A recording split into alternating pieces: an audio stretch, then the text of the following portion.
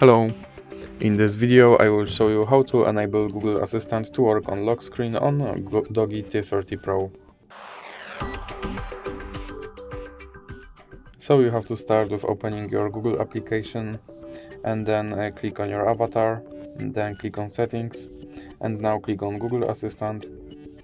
Now click on Hey Google and voice match, and now click here to enable Hey Google. Then click on I agree again. Now click next, I agree.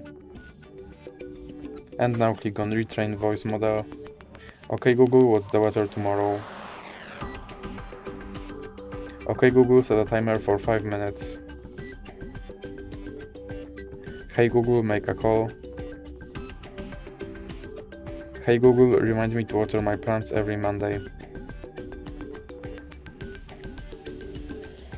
Now you can click next, and click next, I agree.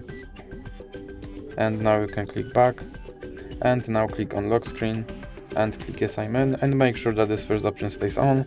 And now let's check if my Google Assistant will work on lock screen. Okay Google, and as you can see my assistant works on lock screen. So that's it for this video. If you liked it, please remember to leave like and subscribe.